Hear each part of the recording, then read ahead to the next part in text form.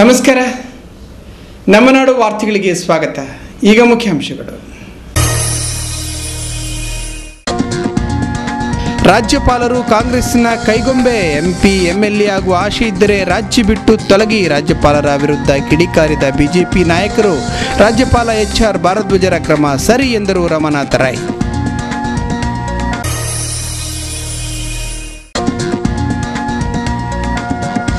ರಾಜ್ಯ ಕುಂಬಾರರ ಮಹಾಸಂಘ ಮಂಗಳೂರಿನಲ್ಲಿ ನಡೆಸಿದ ಸಮಾವೇಶ ಸುಳ್ಳಿನ ಕಂತೆ. ಅಧಿಕಾರಕ್ಕಾಗಿ ಕುಂಬಾರರಾಗುವ ಶೆಟ್ಟಿಗಳು.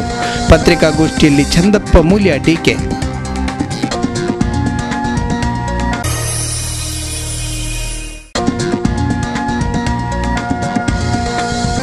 ಎರ್ಮಾಳು ಜಪ್ಪು, ಕಂಡೇವು ಅಡೆಪ್ಪು. ಉಳ್ಳಾಯ ಕ್ಷೇತ್ರದ ಮೀನು ಹಿಡಿಯುವ ಜಾತ್ರೆ ಸಂಪನ್ನ. ಪವಿತ್ರ ನಂದಿನಿ ನದಿಯಲ್ಲಿ ಮೀನೇ ಪ್ರಸಾದ.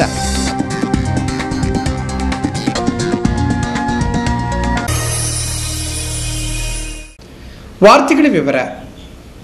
ಕರ್ನಾಟಕ ರಾಜ್ಯಪಾಲರ ಬಿಜೆಪಿ ದಮನ ನೀತಿಯನ್ನು ಖಂಡಿಸಿ ಜಿಲ್ಲಾ ಬಿಜೆಪಿ ಕಾರ್ಯಕರ್ತರು ದಕ್ಷಿಣ ಕನ್ನಡ ಜಿಲ್ಲಾಧಿಕಾರಿ ಕಚೇರಿಯ ಮುಂದೆ ಪ್ರತಿಭಟನೆ ನಡೆಸಿದರು.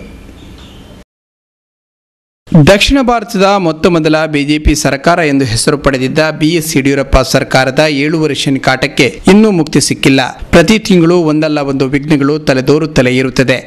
ಇದೀಗ ಮತ್ತೆ ಬಿಜೆಪಿ ಸರ್ಕಾರ ಸಂದಿಗ್ಧತೆಯಲ್ಲಿದೆ. ಈ ಸ್ಥಿತಿಗೆ ಕಾರಣರಾದ ರಾಜ್ಯಪಾಲ HR ಭಾರದ್ವಾಜ್ ಅವರನ್ನು ತಕ್ಷಣ ವಾಪಸ್ ಕರೆಸಿಕೊಳ್ಳಬೇಕು. ಮತ್ತೆ ಬಿಜೆಪಿ ಸರ್ಕಾರ ಅಧಿಕಾರದಲ್ಲಿ ಮುಂದುವರಿಯಲು ಅವಕಾಶ ನೀಡಬೇಕೆಂದು ಆಗ್ರಹಿಸಿ ಜಿಲ್ಲಾ ಬಿಜೆಪಿ ವತಿಯಿಂದ ದಕ್ಷಿಣ ಕನ್ನಡ ಜಿಲ್ಲಾಧಿಕಾರಿಯವರ ಕಚೇರಿಯ ಮುಂದೆ ಬೃಹತ್ ಪ್ರತಿಭಟನೆ ನಡೆಸಲಾಯಿತು. ಈ ವೇಳೆ ಮಾತನಾಡಿದ ಬಿಜೆಪಿಯ ಮಾಜಿ ಶಾಸಕ ಜಯರಾಮ ಶೆಟ್ಟಿ, ರಾಜ್ಯಪಾಲ HR ಭಾರದ್ವಾಜ್ ಅವರು ಕಾಂಗ್ರೆಸ್ನ ಶಾಸಕರಾಗಲು ಸಂಸದರಾಗಲು ಅರ್ಹರು. ಆಸೆ ಇದ್ದರೆ ಹುದ್ದೆ ತ್ಯಜಿಸಿ ಮತ್ತೆ ಸಕ್ರಿಯ ರಾಜಕಾರಣಿಯಾಗಲು ಪ್ರಯತ್ನಿಸಿ ಎಂದರು. ಆದ್ದರಿಂದ ಮೊನ್ನೆ ಒಂದು 4-5 ದಿವಸಗಳ ಹಿಂದುಗಡೆ ಆದಂತಹ 3 ವಿಧಾನಸಭಾ ಕ್ಷೇತ್ರಗಳಲ್ಲಿ, ಅದು ಕಾಂಗ್ರೆಸ್ ಮತ್ತು JDS ಪ್ರಾಬಲ್ಯ ಇರುವಂತಹ ಕ್ಷೇತ್ರಗಳಲ್ಲಿ ಭಾರತೀಯ ಜನತಾ ಪಾರ್ಟಿ ಬಹಳಷ್ಟು ದೊಡ್ಡ ಬಹುಮತದಿಂದ ಗೆದ್ದುಕೊಂಡಿದೆ. ಆದ್ರಿಂದ ಗೆಲ್ಲಲಿಕ್ಕೆ ಆಗಲ್ಲ ಎಂಬ ದೃಷ್ಟಿಕೋನದಿಂದ ಇವತ್ತು ರಾಜ್ಯಪಾಲರನ್ನ ಕಾಂಗ್ರೆಸ್ ಒಂದು ಬಲಿಪಶುವಾಗಿ ಮಾಡ್ತಾ ಇದೆ. ರಾಜಭವನನ್ನ ಕೇಂದ್ರ ಕಾಂಗ್ರೆಸ್ ಕಚೇರಿಯಾಗಿ ಪರಿವರ್ತನೆ ಮಾಡ್ತಾ ಇದೆ.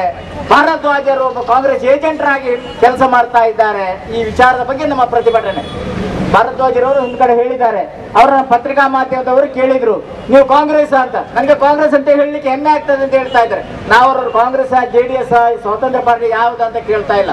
ಒಂದು ಸಲ ರಾಜ್ಯಪಾಲರಾಗಿ ಆಯ್ಕೆ ಆದ ನಂತರ ಅವರ ರಾಜ್ಯಪಾಲರಾಗಿ ನಿಷ್ಪಕ್ಷಪಾತವಾಗಿ ಕೆಲಸ ಮಾಡಬೇಕು. ಹಾಗೆ ನಮ್ಮ ಭಾರದ್ವಾಜರು ಮಾಡ್ತಾ ಇಲ್ಲ. ಇನ್ನೋರ್ವ ಮುಖಂಡ ಮಾಜಿ ಸಚಿವ B ನಾಗರಾಜ ಶೆಟ್ಟಿ ರಾಜ್ಯಪಾಲರು ಕಾಂಗ್ರೆಸ್ ನಾಯಕರ ಕೈಗೊಂಬೆ ಎಂದು ಟೀಕಿಸಿದರು. ಪ್ರಥಮ ಬಾರಿಗೆ ಬಿಜೆಪಿ ಸರ್ಕಾರ ಆಡಳಿತಕ್ಕೆ ಬಂದು ಕಳೆದ 3 ವರ್ಷದಲ್ಲಿ ಮಾಡಿದ ಸಾಧನೆಗಳನ್ನ ಕಣ್ಣಾರೆ ನೋಡ್ಲಿಕ್ಕಾಗದೆ, ಕಿವಿಯಾರೆ ಕೇಳಲಿಕ್ಕಾಗದೆ ಈ ಸರ್ಕಾರವನ್ನು ಉಳಿಸಬೇಕು ಅಂತ ಏಕಮಂತ್ರದಿಂದ ಕಾಂಗ್ರೆಸ್ ನಾಯಕರುಗಳು, JDS ನಾಯಕರುಗಳು ಬರುವಂತಹ ಕುತಂತ್ರಕ್ಕೆ ಇವತ್ತು ಭಾರದ್ವಾಜ್ ಬಲಿಯಾಗ್ತಾ ಇದ್ದಾರೆ. ಭಾರದ್ವಾಜ್ ಒಬ್ಬ ವಕೀಲನಾಗಿ ಕಾನೂನಿನ ಚೌಕಟ್ಟಿನೊಳಗೆ ಕಾರ್ಯವೆಸಗುವಂತಹ ಕೆಲಸ ಮಾಡುವುದನ್ನು ಬಿಟ್ಟು ಒಂದೇ ಒಂದು ಮಂತ್ರ, ಯಡಿಯೂರಪ್ಪನನ್ನ ಇಳಿಸಬೇಕು, ಬಿಜೆಪಿ ಸರ್ಕಾರ ತೊಲಗಬೇಕು ಅಂತ ಏನು ಕುತಂತ್ರವನ್ನ ಮಾಡಿದ್ದಾರೆ, ಆ ಕುತಂತ್ರಕ್ಕೆ ತಕ್ಕ ಉತ್ತರ ಕೊಡುವಂತ ಕೆಲಸ ನಮ್ಮ ಇವತ್ತು ಕಾರ್ಯಕರ್ತರು, ನಮ್ಮ ಜನ ನಾಯಕರು ಮಾಡ್ತಾ ಇದ್ದಾರೆ ಅಂತ ಹೇಳಿಕೆ ಇಚ್ಛೆ ಪಡ್ತಾ ಇದ್ದೇನೆ. ಬಂಧುಗಳೇ, ಇಡೀ ರಾಜ್ಯಾದ್ಯಂತ ಹೋರಾಟವನ್ನ ಪ್ರಾರಂಭ ಮಾಡಿದ್ದೇವೆ. ಮಾಜಿ ಶಾಸಕ ಪದ್ಮನಾಭ ಕೊಟ್ಟಾರಿ, ನಿತಿನ್ ಕುಮಾರ್, ಶ್ರೀಕರ ಪ್ರಭು, ಸತೀಶ್ ಕುಂಪಲ, ಮೋನಪ್ಪ ಭಂಡಾರಿ ಮುಂತಾದವರು ಪ್ರತಿಭಟನೆಯಲ್ಲಿದ್ದರು. ರಾಜ್ಯ ಕುಂಬಾರರ ಮಹಾಸಂಘದ ಹೆಸರಲ್ಲಿ ಕುಂಬಾರರನ್ನು ದಾರಿ ತಪ್ಪಿಸುವ ಪ್ರಯತ್ನ ಸಾಗುತ್ತಿದೆ ಎಂದು ಕಾರ್ಯಾಧ್ಯಕ್ಷರಾದ ಚಂದಪ್ಪ ಮೂಲ್ಯ ಆರೋಪಿಸಿದ್ದಾರೆ. ಕೇವಲ ಅಧಿಕಾರ, ರಾಜಕೀಯ ಸ್ಥಾನಮಾನ, ದುರಾಸೆಯಿಂದ ಜನಾಂಗದ ಕೆಲವು ವ್ಯಕ್ತಿಗಳು ಅಗ್ಗದ ಪ್ರಚಾರವನ್ನು ಬಂಡವಾಳವಾಗಿಸಿಕೊಂಡು ಸಂಘಟನೆಯನ್ನು ಒಡೆಯುವ ಕಾರ್ಯದಲ್ಲಿ ತೊಡಗಿಸಿಕೊಂಡು ಆ ಮೂಲಕ ಜನಾಂಗದ ಹೆಸರಿಗೆ ಮಸಿ ಬಳಿಯುವ ಕಾರ್ಯದಲ್ಲಿ ನಿರತರಾಗಿದ್ದಾರೆ. ಇತ್ತೀಚೆಗೆ ಮಂಗಳೂರಿನಲ್ಲಿ ಕರ್ನಾಟಕ ರಾಜ್ಯ ಕುಂಬಾರರ ಮಹಾಸಂಘ ಏರ್ಪಡಿಸಿದ ಕುಂಬಾರ ಯುವಜನ ಮತ್ತು ಮಹಿಳಾ ಸಮಾವೇಶದ ಸಂದರ್ಭದಲ್ಲಿ ಡಾಕ್ಟರ್ ಅಣ್ಣಯ್ಯ ಕುಲಾಲ್ ಮಾಬಲಹಾಂಡ, MR ನಾರಾಯಣ ಮತ್ತು ಪುಷ್ಪಾ ಸದಾನಂದ ಅವರು ಪ್ರಕಟಿಸಿರುವ ಹೇಳಿಕೆಯಲ್ಲಿ ಕುಂಬಾರಿಕೆಗೆ ಅಭಿವೃದ್ಧಿಗೆ 20 ಕೋಟಿ ರೂಪಾಯಿ ಮಂಜೂರಾಗಿರುವುದು ಸುಳ್ಳು ಎಂದರು. ವಾಸ್ತವವೆಂದರೆ 2010-11 ಸಾಲಿನ ಆಯವ್ಯಯದಲ್ಲಿ 3 ಕೋಟಿ ರೂಪಾಯಿಗಳನ್ನು ನಿಗದಿಯಾಗಿಸಲಾಗಿತ್ತು. ಅದರಲ್ಲಿ ಕೇವಲ 2 ಕೋಟಿ ರೂಪಾಯಿ 4 ಲಕ್ಷ ರೂಪಾಯಿಗಳು ಮಾತ್ರ ಖರ್ಚಾಗಿದೆ. 2011-12 ಸಾಲಿನ ಆಯವ್ಯಯದಲ್ಲಿ ಕನಿಷ್ಠ 10 ಕೋಟಿ ರೂಪಾಯಿಗಳನ್ನು ನೀಡಬೇಕೆಂಬ ಕುಂಬಾರ ಸಮಾಜ ಬೆಂಗಳೂರು ಇದರ ಬೇಡಿಕೆಗೆ ಸ್ಪಂದಿಸಿ ಆರ್ಥಿಕ ವರ್ಷ 2011-12ಕ್ಕೆ 5 ಕೋಟಿ ರೂಪಾಯಿಗಳನ್ನು ಮೀಸಲಿರಿಸಿದೆ ಎಂದು ದೇವರಾಜ ಅರಸು ಹಿಂದುಳಿದ ವರ್ಗಗಳ ಅಭಿವೃದ್ಧಿ ನಿಗಮದ ಕರ್ನಾಟಕ ರಾಜ್ಯ ಕುಂಬಾರ ಸಮಾಜ ಬೆಂಗಳೂರು ಇವರಿಗೆ ಪತ್ರ ಮುಖೇನ ತಿಳಿಸಿದ್ದಾರೆ. ಎರಡನೆಯದಾಗಿ ಕುಂಬಾರ ಮಹಾಸಂಘವು ಅಸ್ತಿತ್ವಕ್ಕೆ ಬಂದಿರುವುದು ಎಂಬ ಮಾತು ಶುದ್ಧ ಸುಳ್ಳು. ಕುಂಬಾರ ಸಮಾಜದ ವೆಂಕಟಸ್ವಾಮಿ ಮತ್ತು ಡಿ ಚಂದಪ್ಪ ಮೂಲಿ ಅವರು ಸ್ಥಾಪಿಸಿರುವ ಕರ್ನಾಟಕ ರಾಜ್ಯ ಕುಂಬಾರರ ಮಹಾಸಂಘವನ್ನು ಕೇವಲ ಅಧಿಕಾರ ರಾಜಕೀಯ ಸ್ಥಾನಮಾನದ ದುರಾಸೆಯಿಂದ ಸುಳ್ಳು ದಾಖಲೆಗಳನ್ನು ಸೃಷ್ಟಿಸಿ 2010 ಮಾರ್ಚ್ 10ರಂದು ತಿದ್ದುಪಡಿ ಮಾಡಿಕೊಂಡಿದ್ದು, ಮಹಾಸಂಘದಲ್ಲಿ ಅಜೀವ ಸದಸ್ಯತ್ವ ಕೋರಿ ಸಲ್ಲಿಸಿದ ಆವೇದನ ಪತ್ರ ಮತ್ತು ಸದಸ್ಯತ್ವ ಶುಲ್ಕ 500 ನಮ್ಮ ಬಳಿ ಇದೆ. ಉಚ್ಚತಮ ನ್ಯಾಯಾಲಯದ ತೀರ್ಮಾನವಾಗುವ ತನಕ ಅದನ್ನು ತಡೆ ಹಿಡಿಯಲಾಗಿದೆ ಎಂದು ಕರ್ನಾಟಕ ರಾಜ್ಯ ಕುಂಬಾರ ಸಮಾಜದ ಕಾರ್ಯಾಧ್ಯಕ್ಷರಾದ ಚಂದಪ್ಪ ಮೂಲ್ಯ ಪತ್ರಿಕಾಗೋಷ್ಠಿಯಲ್ಲಿ ತಿಳಿಸಿದ್ದಾರೆ. ಎಜುಕೇಟೆಡ್ IAS ರಿಟೈರ್ಡ್ ಇಂಥವರೆಲ್ಲ ಆಫೀಸರ್ಸ್ ಇದ್ದಾರೆ. ನಮ್ಮ ಓನ್ಲಿ ಉದ್ದೇಶ ಅಂದ್ರೆ ನಾವು ಈ ಸಂಘಟನೆ ಮಾಡಿ ಬಡ ಕುಂಬಾರ ಹಳ್ಳಿಯವರ ಕಣ್ಣೊರೆಸಿ ನಾವು ಅವರನ್ನು ವಿದ್ಯಾಭ್ಯಾಸದಲ್ಲಿ ಎಲ್ಲ ಮುಂದೆ ತರುವಂತ ನಮ್ಮ ಇದು.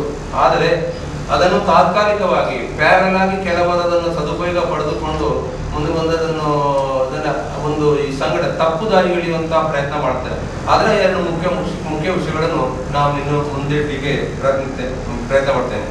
ಹಾಗೆ ಮಾನ್ಯ ಮುಖ್ಯಮಂತ್ರಿಗಳನ್ನು ಭೇಟಿಯಾಗಿ ನಾವು ಕೆಲವು ನಮ್ಮ ಸಮಾಜಕ್ಕೆ ಸಂಬಂಧಪಟ್ಟಂತಹ ಮನವಿಗಳನ್ನು ಅರ್ಪಿಸಿದೆವು. ಆವಾಗ ನಮ್ಮ ಮನವಿಗೆ ಒಪ್ಪಿ ಅವರು 5 ಕೋಟಿ ರೂಪಾಯಿಗಳನ್ನು ಮಂಜೂರು ಮಾಡಿದ್ದಾರೆ. ಈ ಪತ್ರ ನಮಗೆ 29ಕ್ಕೆ ಲಭ್ಯವಾಗಿದೆ. ಇದು 3 ತಿಂಗಳಿಂದ ಅವಿರತವಾದಂತಹ ಪ್ರಯತ್ನ.